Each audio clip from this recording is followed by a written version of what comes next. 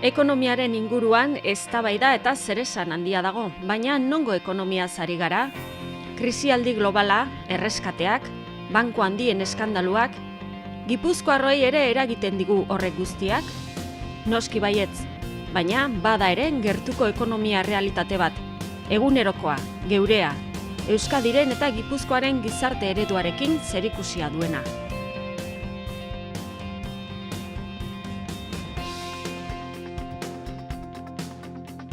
Euskadiko eta Gipuzkoako ekonomiaren oinarria industria da. Industria lehiakorra. Enpresa txiki eta ertainek osatu dute aspalditik Gipuzkoaren ekonomiaren ehuna. Enpresa horiei esker, Gipuzkoako jendartearen ongizateari eutsi ahal izan zaio.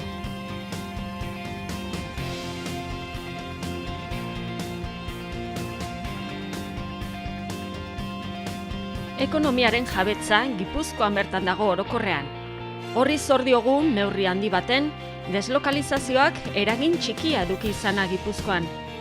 Izan ere, enpresa gehienak familiarrak edo kooperatibak dira, lurraldearekiko konpromisoa erakusten dutenak. Azken urteotan, Gipuzkoako enpresek eta erakundeek berrikuntzaren, ikerkuntzaren eta garapenaren aldeko apustua egin dute. Ez bakarrik ikerkuntza zentroetan, baita enpresetan bertan ere. Eta enpresen, erakunde publikoen eta ikerkuntza zentroen arteko lankidetzari esker gauzatu da apustu hori. Inbertitzen dugu IGIG-an lehiakorragoak izan gaitezen merkatu globalean eta lehiakortasun horren adierazle izan daiteke zer saltzen dugun eta zer erosten dugun. Horrela, Gipuzkoako enpresek nazioartean zabaltzea lortu dute. Enpresa pribatuek eta kooperatibek aurrera egitea lortu dute. Eta Gipuzkoan lurralde oreka handitu da, baita ekonomia aktibitatean ere.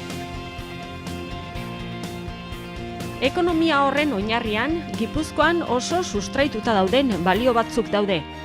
Industria tradizio bat, herritar askoren konpromisoa, ekintzailetasuna, eta Gipuzkoar enpresaburuek zein kooperatibistek izan duten bizioa eta gizarte erantzukizuna. Langile kualifikatu eta konprometituak, gauzak ondo egiteko jarrera, seriotasuna eta ahaleginaren eta profesionaltasunaren kultura. Hala ere, etorkizunera begira oraindik ziurgabetasun handia dago.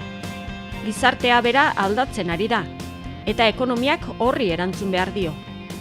Erronkak handiak dira, nazioarteratzea, lehiakortasun eta eraginkortasun exigentzia handiagoak, estrategia beharrak, elkarlana, ikerkuntzaren aurrerakada, garapenari etengabeko bultzada eman behar izatea, alor berriak, ekintzailetasuna sustatzeko beharra. Etorkizuneko erronka horiek aztertzea eta horiei buruz hitz egitea beharrezkoa da. Gure ekonomiaren protagonistei hitza emanez eta Gipuzkoarrak protagonista eginez. Aupa, ongi etorri ekonomia gurean saioko 3. atal honetara eta oraintxe entzun berri duzuen ez, Gipuzkoarrak protagonista eginez. Gipuzkoarren ahotsak entzun nahi ditugulako, helburua horixe, gure ekonomia zertan den argazki bat, erradiografia bat osatzea, iraganetik hasita eta etorkizuna jomugan dugula, zuri beltzetik horren bestez, kolorera. Seguraski. Eta helburu horrekin bildu gara gaur hemen Bastero kulturgunean izan ere gaur batez ere Beterri eta Buruntzaldeako ekonomia zertan den jakin nahi dugu. Eta beti bezala eta ohikoa dugunez, hitz potoloak eta alde batera utzita eta era ulergarri batean gure ekonomia zertan den islatzeko asmoz.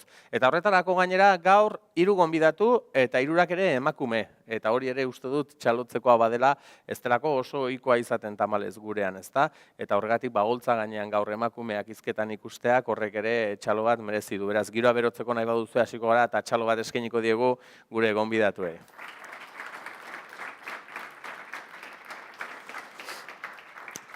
Izan ere, elkarlanean egingo dugu lauok solasean eta saio hau bera ere elkarlanean egiten ari gara.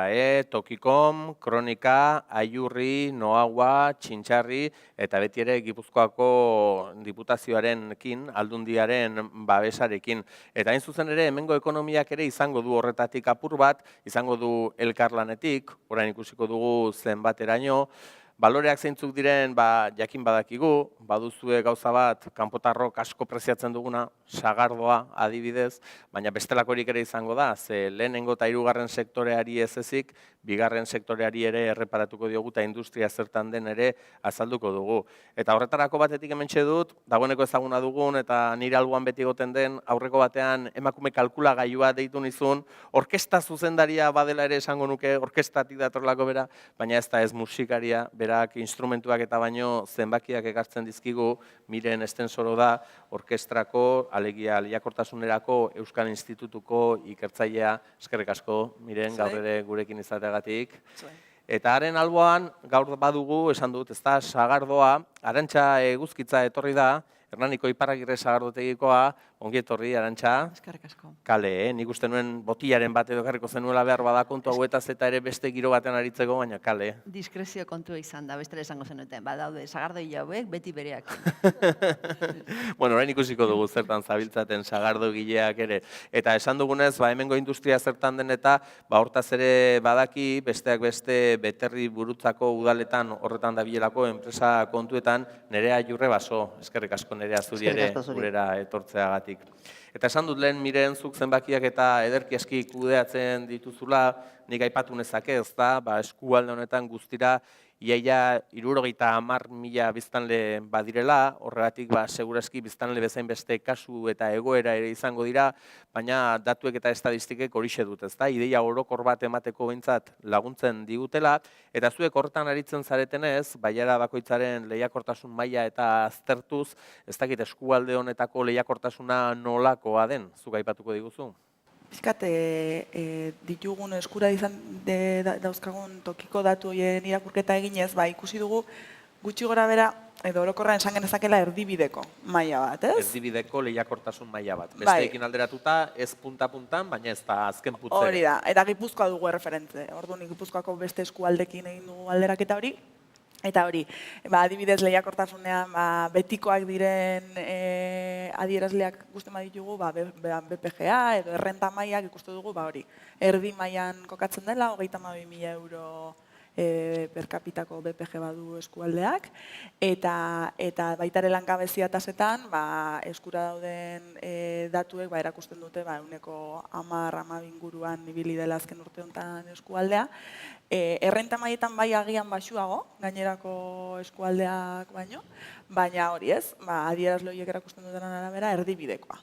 Hori errenta eta barne produktu gordinari dagokionez, baina begiratuko bagenioke ehun produktiboari, honek ze ezaugarri izango lituzke eskualdean? Bai, oso adierazgarri eta oso erraz ikus liteke ezaugarri nagusia eskualde honetan, ehun produktibo horren dibertsitatea dela, ez? Ez dagoela espezializazio garbirik, ez? Ez lehen sektore, bigarren sektore edo hirugarren sektorean. Denetik du pixkat, eta horrek irakurketa negatiboa izatekotan du, azken finean dagoen ehun hori lehiakorra den bitartean, ondo, baina ez den bitartean arazoak etor daitezkela. Aldiz, irakurketa positibo bat, dibertsifikazio horrek ematen dion resilientzia gaitasuna eskualde honi, ez? Moldatzeko gaitasuna erakutsi duelako baita ere historian zehar, ez? Eta ez balin bada sektore batetik, beste sektore bati heldu eta horrekin aurrera egiteko gaitasuna. Aleginak eta beste batean jarri, ez? Ez dago alako menpekotasunik, ez da? Bakar bat bera balitz, Hori da, eta datuek hori erakusten dute. Adibidez, enplegu tasak azertzen badia, edo okupazio tasak sektoreka, argi ikusten da, badagoela zerbait industrian, zerbitzuetan ere desente, hori Donostiara inguratzen diren, Donostia inguruan dauden eskualdetan errepikatzen den dinamika bada, geroz eta hiriburutik gertuago ez da zerbitzu sektorearen pisu handiagoa, eta hemen ere, lehen sektorearen garrantzi bat ere, ez? Batez ere sagardoa, baina baita ere beste jarduera batzuk, ez? Orduan, hori ere ikusten dela datu horietan. hori manufakturari edo dagokionez, eta zerbitzuen alorrari begiratuko bainioke, horre badago alako dibertsifikaziorik edo... Bai, hor ikusten da adibidez, enpresei zerbitzu ematen dieten enpresen presentzia badagoela. Ikusten dena da baita ere, bai manufakturan da bai zerbitzuetan errentagarritasun mailak ikusita edo nazioartekoatze maila ikusten badira badaudela horra ahultasun batzuk, ez? Baina egon badirela orduan egoteak suposatzen du egin behar dela lan, ez? Pixkat beraien lehiankortasuna laguntzeko zerbitzuetan, esaten zenunan arira, bai, ikusten den beste gaietako bat dauden zerbitzuetan agian teknologia maila ez dela oso altua. Baliteke teknologia maila altuko zerbitzuak edo aurreratu bezala definitzen diren horiek Donostian kokatzea, ez? Eta hor dago polarizazio, polarizazio efektu hori. Kasu horretan, nolabait ere Donosti inguruan biltzen ditu horiek eta orduan talka horretan legoke. Eta nekazaritza eta arrantzari dagokionez, arrantza gutxitxo. Gutxitxo, eta nekazaritza esandakoa, ez? Pixkat sagardoaren ekoizpenean eta baita ere beste jardueratzen badago zerbait.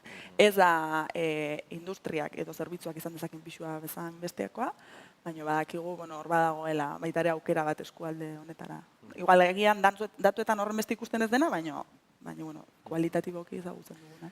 Datu horiei erreparatzeko eta garapen agentzia sortze bidean denez eta aurki izango dugunez, behintzat kontu horietan adituak diren eskualdeko bulegokoen gana jo dugu eta hementxe duzue, bideoan zer kontatu digute.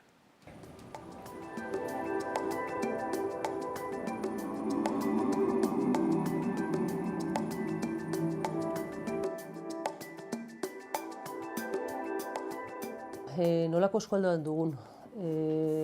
Esateko 4 edo 5 hitzez, nik esako nuke lehenengoa ezaugarria anitzeko eskualdea, elkartea, enpresa eta egitasmo oso desberdinak dituena. Bestaldera, egoera eta testuinguru ezberdinetara egokitzeko gaitasuna duena, testuinguruaren aldaketei erantzuten dioena. Malgua, moldagarria, aldaketei aurre egiteko eta horietatik ikasteko jarrerak usten du.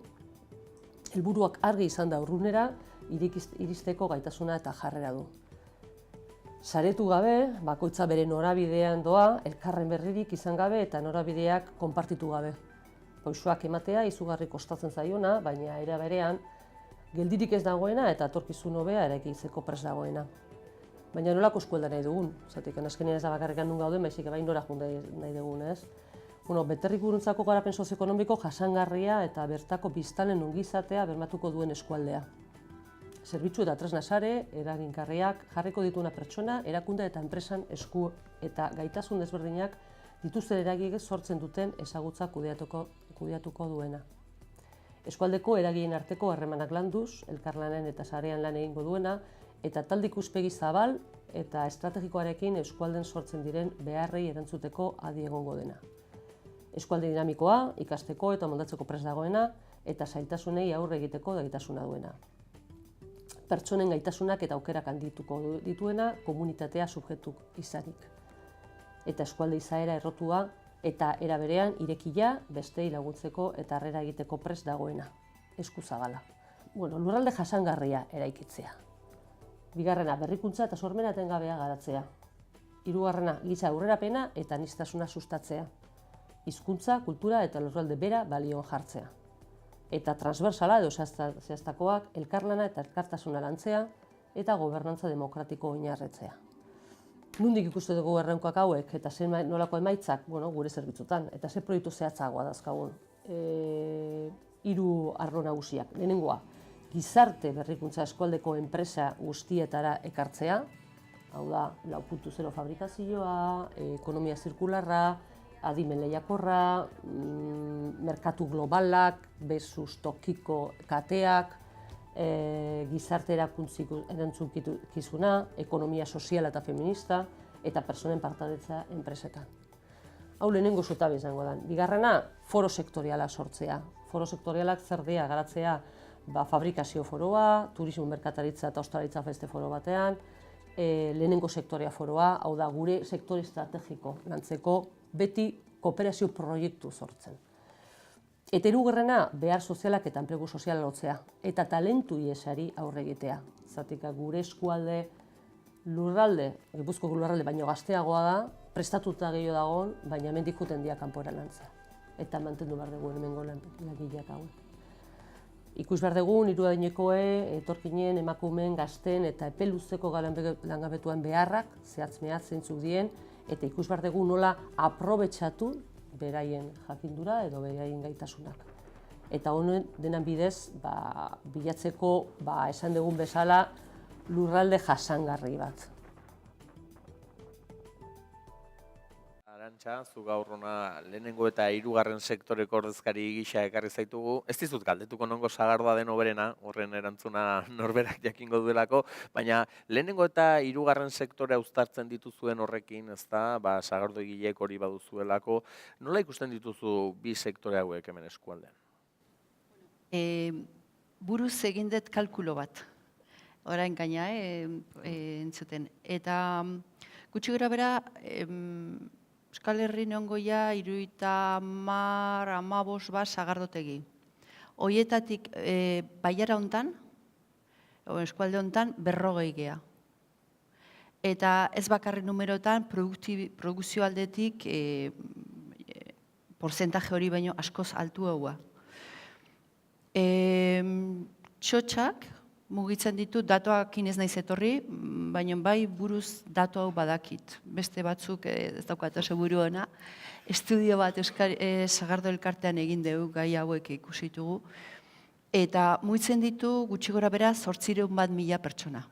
800.000 denboraldiko. Bai, denboraldia urte guztia hartuta, zatik batzuk ere, gu ere bain da pare bat urtea seginean, maietzetik aurrea asteburutan irekitzen, ez da. Gehien bat, baiara hontan, beste batzutan bai, ez da. Horren atzetik, mugimendu handia dago, ez da bakarrik sagarra eta sagardoa, eta dago, gure etxean momentu hontan ere daukagu igeltxeroz, linterneroz eta elektrizitez betea, obretan gaudelako. Sagardo mundua da sektore bat asko inbertitzen duna. Bere izakerangatik eskatzen digu beti inbertitzen egotea eta inbertsio handiak eskatzen dituna, estrukturalak, eta beti berritzen joan behar duzu. Orduan, eta gaina oso sektore bizia gera. Baserritarra gera, gehienok, baserriti datorren zea bada, baina alde batetik gea oso tradizionalak, eta gera bestalde gea oso modernoak. Bi ze hoie kontraesan hori edo bi izakera hoie baitugu. Orduan beti gaude mugimenduan. Eta gauza bat bakarrik esango dut. Sagardoa da edari bat gure herriari lotuta dagona. Ja, erromatarrak, orain da 2000 eta ipiko urte hemendik ibili zianean, hitz egiten zuten bazegola herrialde bat, menditartean bizizana, eta sagar ardo bat edaten zuna. Horregatik sagardo egon ditek ez da. Sagar ardoa. Eta 2000 urte, eta oraindik bizirik jarraitzen badeu, eta etorkizunarekin da egokiten jarri aldiro, generazioz generazio egokitzen jakin dugulako. Bai, horra aipatzen zenuen zuk datua ez da, zenbat bisitari izaten diren urtean zehar, eta beste eskualdetan egin dugunean ere miren, horra eritu izan gara, turismoari begira adibidez, norberak zer duen ura esplotatzen duela, ez? Ez da justu eskualde honetakoa batez ere sagardo turismoa ote den? Bueno, esan behar dut, guk naturalki bizitu dugula hori, baino konstiente izan gabe. Oain da gutxi arte ez gera konstiente izan, sagardoan atzetik, eta oraindik esango nuke hasieretan besterik ez gaudela, sagardoan atzetik produkto zoragarri batez geroz, sagaztiak, eta esango nuke sagaztiak egukitzeak ere laguntzen dula inguru giroa zaintzen da bar, eta baserria zutik mantentzen da 1000 gauza, ez dez luzetu nahi, baina, beste onura batzuk ere badituela ez da, batetik ingurunea eta sustengarritasuna. Eta ez gea konstiente izan da, oraindik ere ez dakizen bateraino gean, eta niri behintzat erakusten ditena da, ze ez jakinagean. Zergatik edarian inguruan dago histori bat, dago kultura bat, eta dago turismoa. Eta oraindik ez gea ia mugitzen hasi. Eta industria ere badago sagardoaren inguruan, eta bide batez hori, bigarren sektorea hitz egiteko probestuko dugu Miren, ezta? Lehenengo eta hirugarrena nola dauden. Bigarrenak, lehen diversifikazioa aipatu du Mirenek, ezta? Nola ikusten duzue bigarren sektore hori, Miren? Daukagu sektore espezializazioan aldetikan ez dago oso sakonduta, ez? Eta diversifikazio aldetikan multzoak, itzateko, mentalgintza daukagun, energia daukagun, petrokimika edo plastiko daukagune bai, orduan pixka denetik dagoen. Bai egia dan, ez da sektore tamainan araberan, krisin ondoren ikusita dagoen pixka tamaina justitzen ari da. Orduan, hau erantzuna edo bide da ematen duen zenolako enplegu sortzen ari da, holako enpresetan, ez? Bai egia dan ez da sektore oso gogorra komila sartian jarrita, zergatik izatik ez da sektorea produktu propio daukaduna, orduan beti egon behar da bestera menpe. Bai egia dan, pausu asko mente behar ditugu hortaz. Eta horregatik gure zerbitzutik gure zerbitzu gehienak juten den horrela. Esateko, zenolako enpresa dauzkagun, zenolako barra dauden, eta nola erantzuteko etorkizunen begira. Eta etorkizunen begira, eta espezializazioen begira, eta hortaz egun ginen hitz egiten, gure ustez digitalizazio prozesuan, edo fabrikazioa aurreratuta, edo 4.0 fabrikazioa, orain moda dauden hitz guztiak, baina endan esateko, zenolako kapazagean daukagunan, martxan jartzeko beste metalgintza, beste manufaktura enpresa eredu bat. Tradiziotik etorrita, arantxak aipatzen zuen bezala, baina etorkizunari begiratuta egokituta, ez da? Ondaretik, nola etorkizuna begira, ez? Eta ondare guztiak erabiltzeko, ez? Guretzako baita lehenengo sektorea industria badan, ez? Azkenean, berak esan duen bezala, esaten egia, gu daukagun edarin atzetiken deniteken. Daukagu ondarea, daukagu kultura, daukagu industria, daukagu turismoa, denetetik daukagun, ez? Eta horregatik, beti esaten ega, espezializazioen begira, ez? Gure baiara ez dago espezializatuta. Bueno, nik esan gure baietz. Badagon. Eta berak esan du bezala. Bestian, zerbitzudan, kulturgintza, euskalgintza, gu pixo potente daukagun sektor batzuetan. Oiek ere badira gero jorratuko ditugun gaiak, orain ehun produktiboa zari ginen, baina nik badakit Miren, zerbait ere ikasi dugulako saio honetan, ekonomia gurean, zuek lehiakortasuna aztertzerakoan beste kontu batzuk ere hartzen dituzuela aintzat, eta adibidez horietako bat izaten da, kualifikazio maila, ez? Lehen aipatu duzun ere azuk bideoan, ez? Talentu IESA, ez? Ez da, kualifikazio mailari dagokion ez adibidez eskualdea zertan da? Adibidez, nereak esan duanan arira, ez? Erronkatako bat adibidez industrian, bigarren sektore horretan, izango da, zerbitizazio hori, industria 4.0ari buruz hitz egiten da, manufaktura aurreratua, eta horretan, pentsatu beharko genuke zein izan behar dien aliatuak, ez? Pixkat eraldaketa horri aurreiteko, ez? Eta ikusten da oso argi eta kanpoko esperientziak aztertzen baditugu, nola zerbitzu aurreratu batzuk eta maila teknologiko digitalizazioa lagunduko duten zerbitzu horiek giltzarri dira. Horretarako, kualifikatua dauden pertsona beharko ditugu, zerbitzu horiek sortu alizateko.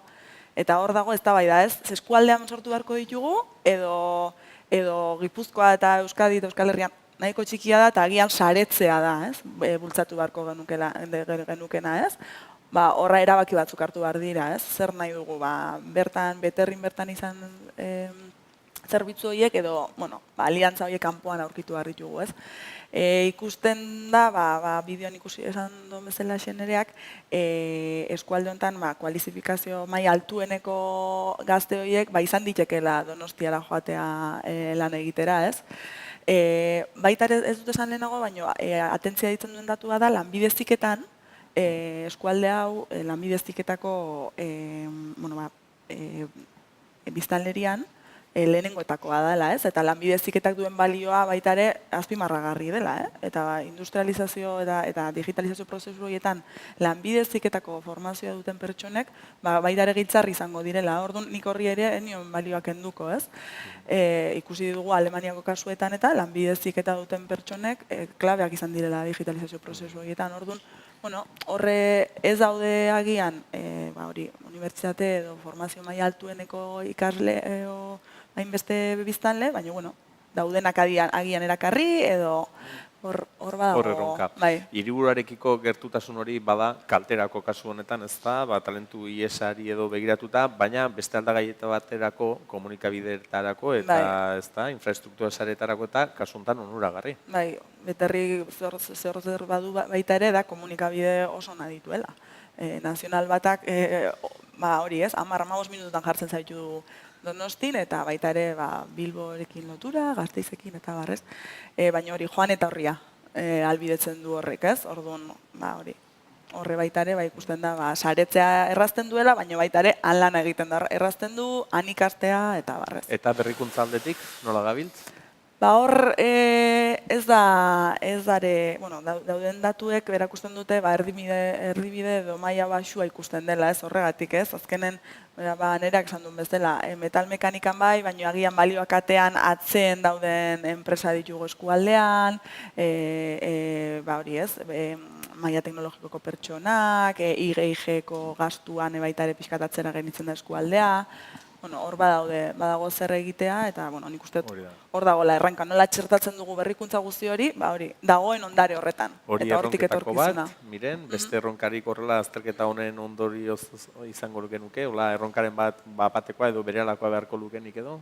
Nik bai azpimarratu nahiko nukena da, adibidez eskualde honetan, hasi dela dinamika bat, pixkat garapen agentzia baten sorreraren inguruan, eta pixkat eskualde mailan zea postu nahi dan, partekatzeko nahi horretan, eta gainerako eskualdekin alderatzen bali badugu, garapen agentziak ja sortuta dela asko, eta hemen orain dela gutxi hasi den prozesu badela, ez? Eta nik uste dut, horrek potentziala handia duela, justo orain aipatzen ari giren erronka hauei, modu partekatu batean erantzuteko, ez? Eta hor lan bat egiten nahi da, nahiko nuke lanik azpimarratu. Zeo, kontutan hartu behar da, orona ere hementxe bertan dagoela, ez da? Eta azkenean, hortaz badakigu zerbait, ez da, miren? Nerea. Miren deikari naiz saio guztia, baina nerea. Baina Maria baita naiz. Baita. Hain okerrez de bilen orduan. Adina honekin zuztu beti bolako izenak, ahora zirreatik. Orona eta unibertsitaten, ez ezketzen ez Apolok bisa bezala, eta mirenek esan du bezala, lanbideziketak eta denak, haue pixu asko ematen dugu, adibidez energia munduan, eta hau beste espezializazioa barlo dan, formakuntzan eta prestatzeko, baita, eta espezializazio prozesu batean, eta eragile guztiekin garatzen egea gure tokiko garapena. Horregatik ni ados nago, guretzakoa da aukera polit bat, guazi berria gea, baiara bezala, baina bai tokiko garapen hitz egin dugu nahian, ez da? Orduan, guretzako oso importante dira parte guztiekin parte hartzeko eta parte hartuko jakiteko nola ikusten duten beraiek, bere etorkizuna, adibidez, sagardoien munduan, ez da? Eta, zuek ze behar dauzkazuen. Eta nola denok elkarrekin zerbait egin dezakegun. Zatek azken etorkizuna denotako izango da. Eta denonekin egin behar deguna. Orain deabroaren egingo dut, hor binomio bat bada, espezializazioa zari gara, behar bada hortan sakondu behar dela, baina kontrako aldean edo legoke dibertsifikazioa. Eta bakarren batek esango du, menpekotasun hori saiesteko ere, dibertsifikazioa kaltegarri ez. Dibertsifikazio espezializatu bat, hau da. Alik eta dibertsifikazioa. Erreala edo atletik, empate. Nik uste, dibertsifikazioa oso garrantzitsu dela eta mantendu beharrekoa esan dugunagatik, resilientzia gaitasun hori, baina gero dibertsifikazioan zeren hortan espezializatu alizatea, ez? Eta hor, esaten dana, ez? Nitxo bat aurkitu eta benetan hor, aurrean egoten saiatu, ez? Horregatik, lehen sektorean sagardoa bada, sagardoan nola egingo dugu benetan espezializatu, eta hor, teknologiak edo puntako, ez? Zerbitzuak integratzea, aipatzen zenuten, ez? Turismo horren, adibidez turismo sektore horren garapenerako. Hor nola izan daiteke eskualde hau, aurrerakoi eta pionero edo, ez? Netzat hor dago erronka dibertsifikazioa, baina hor jakitea espezializatzen. Eta beti ere baloreak galdu gabe, baloreak kontutan hartuta, ezta? Eta horietako bat jasangarritasuna, Arantxa, lehen aipatu duzu, sagardoaren ere badala, ezta? Eredu jasangarri bat. Zuek zentzu horretan, zelan egiten dituzue jasangarritasun hori mantentzen dira? Utziko zenidake aurreko puntuan pare bat gauza esaten. Batetik, zuk aipatzen zenitun gauza batzuk nik gabezi bezala ikusten dituk sagardo munduan, salbuespen bat ezik. Eta da, sagardotei bakoitza enpresa bezala ikusita, behar da pertsona prestatua eta espezializatua. Ze gertatzen da, gure etxetik hasita, gehala sagardotei familiarrak. Haundiena ere, esaten dut, salbuespen bat dago, sektorean, bat, daukala departamentuak eta espezialistak, bat. Eta justu da, turismo munduan da turismoan lan gehien egiten duna, eta ez dut izenik esan nahi. Baina buruan dugu. Eta baiara hontan dago. Karo, ze pasatzen da, ez daukagu kapazidadek horretarako, baina erderaz esaten den bezala ez la pescadilla que se muerde la cola. Osea, enpresa batean ere ez badago, adibidez, komunikazioako espezialidazta bat, sagardo egiteko beste pixka bat, hola, gauza guziekin, sukalderako, tabar, pixka bat denok denetatik egiten dugu, eta, bueno, hor gabiltza, baina aurrera egitea, eta gauza batzuk lantzea gehien bat turismoa dala, eta modernidadean da, I+D, eta abar, oso komplikatua da. Hori esan nahi dut, gabezi bezala ikusten dut, baina baita beharra bezala ere bai, apuntatu nahi dut. Orduan, azken batean da, diru kontua, ez da besterik. Ez da besterik. Baita ere, batzutan da mentalidade falta, baita ere, baina diru kontua. Eta diru kontuakin abituta beste gai bat beharra handia dagona, behintzak gure sektorean, bai sagarrari begira eta bai sagardoari begira, da I+D investigazio beharra handia dago eta gaina kriston potentziala daukagu aurretik. Karo, oso zaila da, baina bestalde ere norberak ezin du planteatu nik investigatuko dut, o nik ez dago aukerik.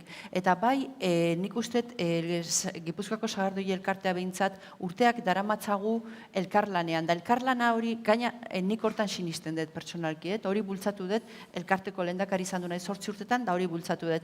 Da, egin behar dugu, bat bestearekin bizi behar dugu. Nik baiara hontan, baldin badaukat, investigatzen ari dan enpresa bat, edo ikastetxe bat, edo abar, edo unibertsidadea, edo fraisoro dala, edo azti dala, o ez dakiz zer, o edo Bizkaia manima dago, elkarlan hori sendotu behar da, eta bat bestiari lagundu. Nik elkarlanean sinisten dut, eta gaina sinisten dut gure diruak aldan eurren hemen utzi behar ditugula, hemen goi aurrena jaten emateko, bat bestearekin bizitzeko. Esan nahi dut hori da nire fusio, jasangarritasunari buruz. Bueno, nik hori pertsonalki etxe bezala, Iparragirre bezala izango dut. Apustu egitea, bertarako sagardoarekin, bertako sagarrarekin bakarrik sagardoa egitaren apustu egitea, hor ari gea trazotan botako dut. Ari gea defenditzen gure kultura, gure nortasuna. Eta ari gea defenditzen ere gure inguru giroa. Zergatik esaten dut hori? Bueno, guk eta baita ere apustu egiten badugu sagasti ekologikoak izatean, gure kasua dan bezala, sagardo ekologikoa izatean hor garbi dago. Ekologikoa hitz egiten dutenean da sigiluekin, por supuesto, bestela musika celestial. Zer ari gea babesten? Ari gea babesten gure ingurua. Sagastiak landatuta baldin baditugu behintzat, terreno horiek okupatuta daude, ez daude zikinak. Gaur egun baserri bat mantentzea ia lujo bat da. Ni baserritarra naiz, eta badakiz ze kostatzen dan baserri bat mantentzea. Ze kostatzen dan terrenoak garbi mantentzea. Benetan, etorkizunan, gaur egun baserritarrai diru eman beharko litzaieke, eta de hecho, oain da gutxi egon naiz Austrian da Italian, da Austrian hori gertatzen da, terrenoak oso garbi daude, baina ordaindu iten dalako garbi izateko. Osea, benetan oso garestia da terrenoak garbi mantentzea. Eta esplotatzea zesanik ez. Orduan, gu, bai jatorri izendapenaki, Eusko Labelakin da, hemendik, espero dut martxoaldean jatorri izendapena bihurtuko da, bertako sagarra bultzatzen ari gea, eta horrekin laguntzen dugu inguruko terrenoa eta ekonomia bermatzen. Baina baita ere, ez da berdin, 1000 kilometro eman dezagun Frantzia, Galizia, Polonia, Txekoslovakiatik sagarra ekarri, o bertakotik horrerez jasangarritasuna hitz egiten ari gea. Baita ere, gure kasuan adibidez, guk daukagu etxean, Iparragirren biomasa daukagu. Biomasa eta gero daukagu ura berotzeko, erabiltzen dugu biomasa. Orduan, sagastian kimeketeko egurrak erabiltzen ditugu, sua egin eta gero ur beroa. Eta baita ere, teatuan jarrita ditugu plaka ura berotzeko. Ez dakit, beste gauza asko esan ditzazkegu, baina naturalki bai egon da baserritan ere zirkulo hori. Eta industria kontuetan ere nere aurrekin bazaudete kezkatuta, ez da, jasangarritasuna, mugikortasuna ere bermatzea. Bai. Gure aldetikan, orain momentu horretan ez daukagu baliabide humanorik olarantzeko, baina guretzako oso importantia da, eta transversalia, mugikortasuna, energia, bizikalitatea, eta guretzako, eta ni bandatorre arantzakin, hitz magikoak die, tokikoa, eta jasangarritasuna hitz egiten ez, da tokikoa hitz egitea. Eta zuzen duzun bezala, eredu hona da. Txekoslovaketik ergatzeko zerbait hemen edo hemengoa izatea, ez da bakarrik kontu ekonomiko baizik bai, zenolako etorkizuna nahi dugun, sortu, ez?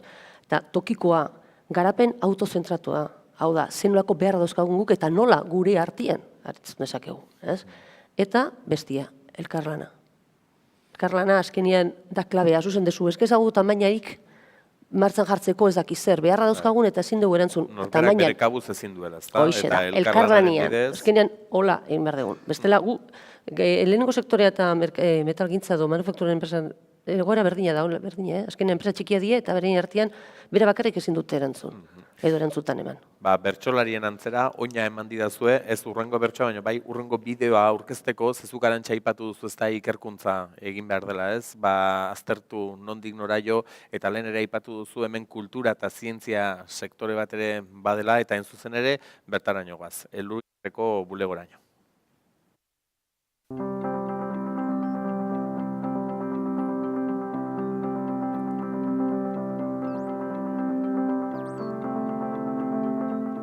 Azkenean Eloiaren nolabaiteko zubilana egiten dugu.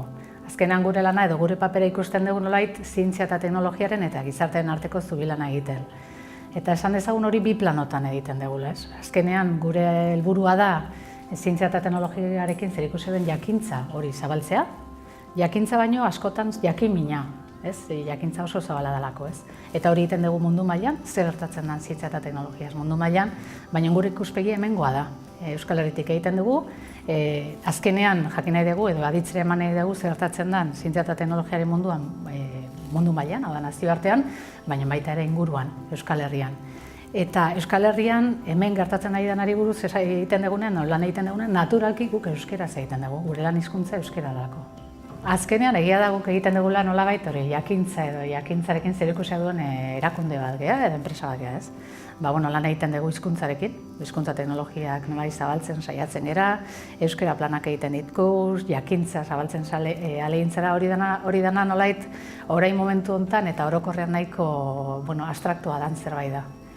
Orduan gure nola egin hori edo nola helarazi, azkenean bi gauza, alde batetik pedagogia asko eginez, asko azaldu behar dugu zergatik eta zertarako balio duen horrek. Askotan ere azaldu behar dugu zer dan, hizkuntza teknologietan askotan gertatzen zaigu adibidez, aditzera eman behar dugula edo azaldu behar dugula zertarako balio duten zer onura ekartzen dituzten. Orduan pedagogia alde batetik dexentekoa.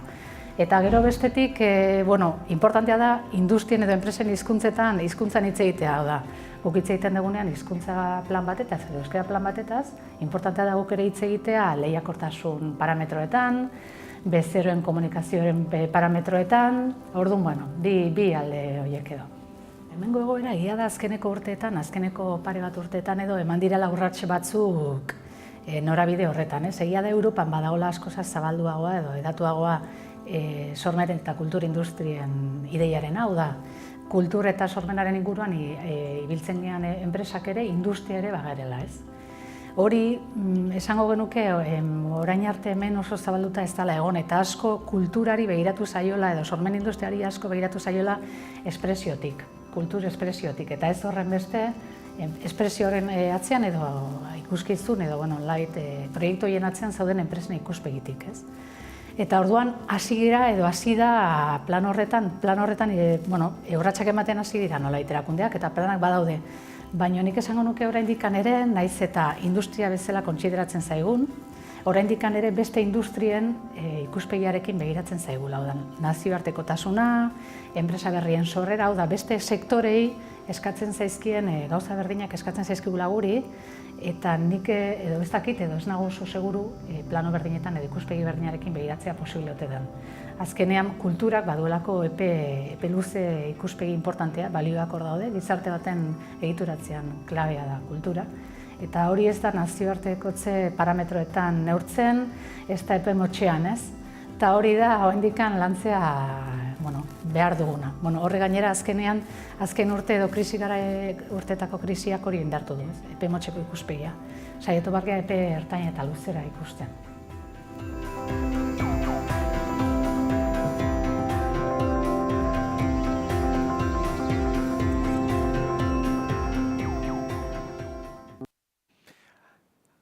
Aipatu du berak Elhuyarren zubilana egiten dutela eta zuzen ere bideo hau zubi gixara hartuko dugu, berak aipatu duen gaietako bat zuei ekartzeko, eta da beraiek Elhuyarrekoak mundu mailako ikerkuntzak eta gurera ekartzen dituzte euskarara, baina gero bada besteat eta da nazioartekotzea, berak ere bideoan aipatu duen hori, ezta. Zaki sagardoaren kontuan adibidez, nazioartekotzerik balda, esportatzen aldugu gure sagardoa mugetatik kanpo. Momentu honetan adibidez, Estatu Batuetan oso modan dago sagardoa. Gehien bat iparraldean, Nueva Yorketik gora sagaztiak eta gainan laguntzen ari dira berreskuratzeko. Beste sagardo mota bat egiten da, sagardoa munduko leku askotan egiten da, baina hemen ezagutzen dugun sagardo naturala bezala ez. Baina modan dago eta oso zaila da, gu bezalako sagardote batek ezin dugu area joan. Handienetako batzuk ari dira, eta pentsa zerbait saltzen hasi dira 6 o 7 urteko lanaren ondorenen. Saiakera bat badago ere, sagardogile batzuk elkartu gera hortarako, baina oso komplikatu egiten izaten ari da. Betiko zeakin gaude, hemen ikusten dugun enpresarik handiena ere munduan zehar behiratzen badugu txikia, sagardo mundukoak txikiagia. Sagardo gutxi nerea, besterik esportatzen aldugu? Manufaktura bigarren sektoren altikan, nik esango nuken gure maila da ertaina edo baxua. Datuk emateagatik, badakite mirena hemengo datuen adituna, baina gutxi gorera 1,5, 1,6. Ez da un datu oso altua. Egia da, hau da, zergatikan jatorritik etortzen den. Ez dago produkturik, orduan esportatzeko oso saia den, ez? Bai egia dan, hoxe olako enpresa, metalgintza gehienak, Hernaniko Astigarragako gehienak izango die, zatikan tamainan erabera baita lotura daka, eta beraz duen, ezken tamaina daukidu behar dezu, kanpora begira, eta bestaletikako normala da, zerbitzuen hirugarren sektorea oso saia da. Olako kontzeptuak pentsatzeko kanpora begira, zertzeko ateratzea produktuak, ez? Orduan, bidea daukau egiteko.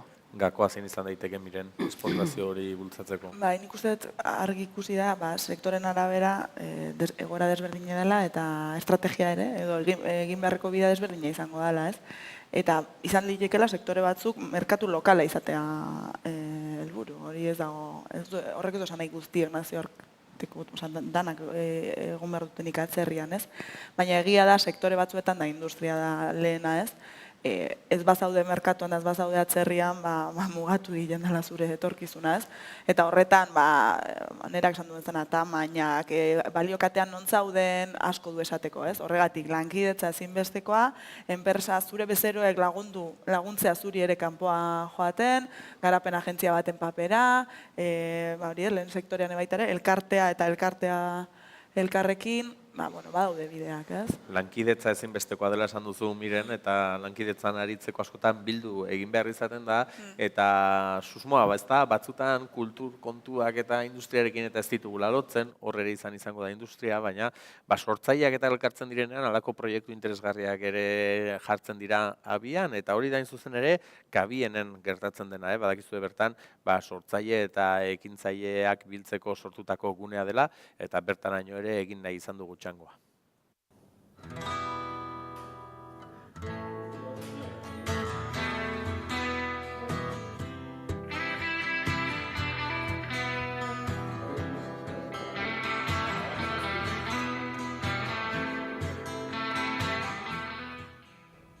Kabienen abia puntua, urte eta erdi edola finkatuko genuke. Bizkat, etxian lan egiten genuen autonomo eta herrian egonda, eta gure artean harremanik ez egonda, udalera jo genuen, udalak alako erregistroik edo basun, baina ez errez egonez, saiatu ginean kontaktu egiten gure artean, tabernetan galdetuz, bestia, honek hau esautzen du, bestiak ura, eta biltzen hasi ginen. Ingenuna izan duzan, herriko autonomo ezberdinen eta ekintzaile ezberdinen errealitatean inguruan diagnostiko bat, ze egoera geneukan, bai lokalak alokatzeko orduan, bai gure negozioak edo proiektuak aurrera eramateko orduan, eta diagnostiko hori udalakin konpartitu genuen. Hor sortu genuen alako taldetxo bat, eta beste hainbat gauzan artean, izan duzen, helburutako bat izan duzen, martxan jartzea, alako elkarlangune bat, bulego bat, nun bakoitza bere proiektuak garatu izateko espazioa izan genezan. Helburu finala, segurazko pertsona bakoitza galdetzen badiogu ezberdina, ze hemen gauden proiektuak bakoitza pertsona bakoitzanak ezberdinak dira. Orduan, pixka bat daude, helburuak izango litzakena hau indartzea, kabida gehiago matia jende bati eta bere proiektua aurrera ateatzeko erremintak eta laguntzak eman alizatea, eta gero maila individualagoan segurazko jende askok bere negozioa garatu alizatea eta bere bulego propioa martxan jartzea ere helburutan izango duke. Bilatu dugu laguntza asko daudela, edo behintzat animo asko daudela ekintzailetzarako, baina ekintzailetzan azpilan gauza asko eskutatzen diala. Hitz oso politua jarri digute, baina ekintzailetzan azpilan sartzen benetan ekintzaile izan nahi duna, sartzen da baita ere. Beste aukera ikezian, ekintzailetzara halako iraupen ekonomia batera jodun jendia, edo baita ere enpresek kontratatu nahi ez duten jendia, gaztiak edo, beste aukerari gabe azpi kontratatu edo faltxo autonomo bezala edo kontratatzeko alternatiba bezala ekintzailetza deitzen den horretaz sartu dianak. Orduan bai ikusten dugu proiektu askok ez daukatela kabida bat, motor bat, leku bat, babes bat, ze behar hauek gaur egungo erakunde publikoen erramintetatik baino askoz aurreratu daude, beharrak aurretik joaz. Eta argazki global edo argazki oso konpleju hortan, guk bintzat bai eman izan dugu bilatu ez dugun laguntza horretan leku bat, eta leku honetan norbeak garatu alizatea bere proiektua. Oso realidade ezberdinak dira, beraz, ez da erresa argazki konkretu bat markatzea. Elkartean berez, edozein freelance, autonomo edo ekintzaileek parte hartu dezake. Egoera hori koiunturala izan lehike. Hasiera batean zen izuten bezala, baina urte terdi, 21 pertsona biltzea iritsi ginen proiektuan interesan inguruan. Bertan daude kultura, sormena edo ekonomia inguruetan mugitu daiteken jendia, arkitektura, gauza oso ezberdinak, beraz. Gehiago koiunturala da, guk ateak zabali dazkagu, herrian atea daitezken beste proiektu ezberdinak edo ekintzailetza proiektuen inguruan. Hona etorri, aurkeztu dezake proiektua, eta berdin du guk ez dugu fokatzen zein dan proiektua, izik eta proiektuan interesa eta garapenerako dauzkan aukeren inguruan lan egingo genuke.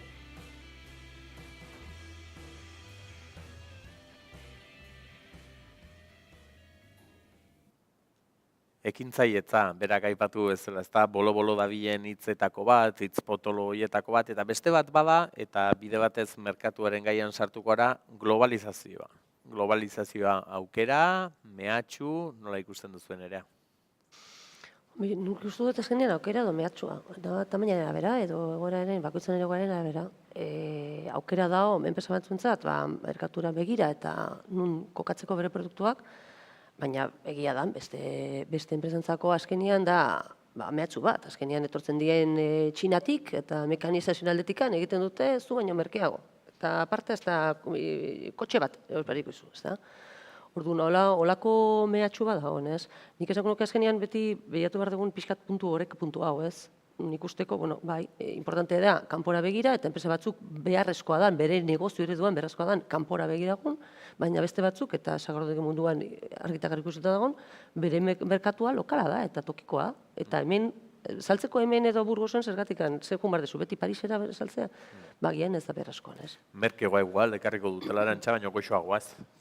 Ez, justo, ni bat nator berak esan duenakin, hemen guri jotzen dugu klabe bat dago, baina bai sagardogintzari eta gauza guztiekin lotuta, ez da?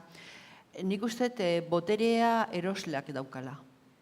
Denok gea erosleak. Eta zerbait erostea joaten geranean, konturatu behar gea Txinatik edo ez dakit nundik eta segurazki esplotazio baten ondoren, erosten dugunean gauza bat merke txoioak, denboran poderilloan gure lanpostuen eta gure herrian aurka dijoa.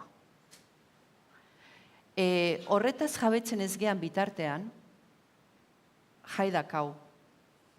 Osea, konturatu behar gea, bat bestearekin bizi behar gehala, eta denok gaudela besteen mende, eta denok eman behar diogula jateko ondokoari, nik horren apustu egiten dut. Iparragirrek, gure kasuan, zatik ez dugu bakarrik sagastiak ekologikoan eta bertakoaren alde apustu egiten. Kontziente eta koherentzi izanez, gure menua ere bakailua Holandatik ekarri behar, Noruegatik ekarri beharra ekartzen dugu, beste guztia bertakoa erabiltzen saiatzen gea. Haragia ere inkorporatu dugu bertako Eusko Label behiarena. Eta garestiagoa da. Gure menua garestiagoa da, kostoak altuagoa ditu, arrautzak bertakoak erabiltzen ditugu, garestiagoa da. Pentsatuko duzue guretzat ez dala erresa konpetitzea. Baina koherente izan behar gea. Eta gainak gehiago esango izuet, ez bakarrik koherentziz eta dirua bertan usteko. Baizik eta guk egiten duguna, kalidade bezala, ez daukagu inoak berrik. Oso ona gera lanean, oso ona gera gauzak egiten, eta horri balio eman behar diogu. Zeharraio goaz kanpora kakak erostea. Barkatuko nazuola hitz egitea, baina azken batean horren ondorioz ikusten ari gea gauzak erortzen ari diala. Eta hori esan da gero, esan nahi dut, baita ere gurea defenditu behar degula, eta nik nahi dut kanpoa saldu sagardoak. Eta sagardoak oso produktu hona dalako ezagutzera eraman behar da. Oain kontu ze sagardo egiten dan. Zatik egiten badugu edozein sagarrarekin, guk egiten dugun sagardoa teknika ikasita gero Txinan egin dezakete. Eta Txina da munduko lekurik sagar gehiena dagoen lekua. Horregatik hain importantea da identitate propioa eustea. Jatorri izendapenak eta gauza guzti horiek. Orduan, bi gauzak nik usten dut lotuta joan behar dutela. Zuk aipatu duzu Arantxa, gurean balioan jartzea, eta hori da azken finean saio honek ere egin nahi duen, ezta? Gipuzkoan zehar ekonomian egiten den guzti hori balioan jartzea, horren bestez erronka beteta, eta erronka zari garela, bukatzeko horixe bera galdetuko dizuet bakoitzari, ezta? Zuen ustez, zein izango litzateken beterri eta buruntzaldeko erronka ekonomia zari garela beti ere, miren? Bai, nik, dian igual orokorra nitzengo dut, gero badaudelako ben pertsona bertakoa gehiago ezagutzen dutenak, ez? Nik bai ikusten dut, pixkat tokiko ekonomia eta garapen ekonomikoko politikak bultzatzeko honetan, badaudela bi arrisku, ez? Lehen arriskua da, pentsatzea, kanpukok egingo dutela guregatik. Eta egotea pixkat zai, ez? Hirugarren beste administrazio mailek edo beste gobernu mailek egingo dutela, ez da hori arriskua da, nik uste defendatu behar dugula, tokiko politika bat eta tokiko ekimen bat izatea, ez? Eta lehen esan duguna, garapen agentzia baten sorrera eta guzti honek hori erakusten du, ez? Gainera nik uste eskualde hau, horretan berria izango dela, baina zerbait azpimarratu beharko banuke, esango nuke adibidez, pixkat garapen sozioekonomikoa edo ikuspegi integral hori izaten, badala aurrean dagoen eskualde bat, eta beste eskualdetan hain nabaria ez dan bestela, hemen gizarte berrikuntzan, nola txertatzen dugun garapen sozioekonomikoa, badala horre aurrekari bat. Baina bigarren arriskua da baita ere, pentsatzea autosufizientea garela, ez? Eta guztia egin dezakegula beterrin eta eskualde honetan, orduan, nik hor uste badagoela beste erronka bat, eta hori ez da bakarrik eskualde honen erronka da, pixkat, maila anitzeko gobernantza edo maila anitzeko politika egiteko modu bat ere bultzatu behar dela, ez? Eta hor artikulazioan eta koordinazioan asko dagoela egiteko. Orduan, tokikoa bai eta proaktikotasuna da lehen pausoa, baina gera erronka izango da, benetan, ez gerala autosufizienteak ezin dugula guztia beterrin izan, eta beraz hor artikulazioan baitan lan egin beharko dela. Arantxa, zein da erronka? Orain esan du lehentxo ikutu dut, sagardoak kanpo atera behar du saltzea, eta hori ez da erresa, eta bestaldetik erronka dira momentu honetan jatorri izendapena, hori indartzea, bertakoa, sagasti ez betetzea gure Euskal Herri hau, eta alda neurrin behintzat, eta baita ere turismoa lantzea. Gaur egun, turismo esaten dudanean da, gaur egun saltzeko, esplikatu behar dezu eta erakutsi behar dezu zer lan egiten duzun da nola. Hori esan nahi dut. Nerea. Bueno, bat eta bestia. Bai, diversifikazioan espezializatua egin behar dugu, lehenengo sektorean, bigarren sektorean, hau energia, metalgintza, hirugarrenean, zerbitzu espezializatua daukaguna, kulturgintza, euskalgintza, baina beti berrikuntza soziala eta teknologikak aldetikan. Eta hau da, berrikuntza soziala oso importantea da. Nola egiten dugu gauz? Guretzako importantzia egina ia hartzen duen nola eta ezer. Nola? Elkarrekin, berrikuntza sozialekin, gizarte erantzunkidetasunekin. Hauek konzeptu klabe izan behar die, proiektu guztietan. Bai? Eta berrikuntza teknologika eta beste bukatzeko, baita teknologika garbia eta irekia. Zatik, beste arrisku daukagun, ez da, ni hirugarrena jarriko nuke. Hau da, teknologian aretikan, momentu hortan gure gizartea, dagoen batzuk die aurreatuta eta bestukatzen. Ez, gure teknologia ireki izan behar da. Denok aukera auki behar duten. Eta aplikatzeko, ez, bakoitzera jakinko duen, edo bere negozio ereduen esango duen. Orduan, bai, zerbait egin dezakegu, egin behar dugun jarduera ekonomikoen araberan, eta diversifikazioan eta denak, baina beti kontuan hartuta deno pertsona gehala. Eta hemengo importantzia gehiena dazkan pertsona gehala. Gaur ere zerbait gehiago ikasi dugu, eta hori zuei esker izan da, beraz, eskerrik asko, Miren Estensoro, orkestrako, Euskadiko Lehiakortasunerako Euskal Institutuko ikertzailea, Nerea Jurrebaso, bertako garapen agentzia izango denaren oinarrian dagoena. Udalean momentuz, ikusiko dugu zertan geratzen den, eta Arantxa Eguzkitza, Iparragirre Sagardotegikoa, eskerrik asko guztiei. Orain bukatutakoan Sagardoa lehen esan dizut herri eta egin dizut ez duzulako ekarri, orain edango dugu bat, Eta eskerrik asko ere bide batez, batetik Andoaingo udalari noski, baita Larramendi Bazkundeari eta nola ez Basteroko lantaldeari. Eta zuei guztiei ona etortzeagatik, Honekin osatu dugu, 3. alea, urrungoa beste eskualde batean izango da, eta horrela pixkanaka, eskualdez eskualde, jakingo dugu Gipuzkoako ekonomia zertan den. Mila esker eta hurrengora arte.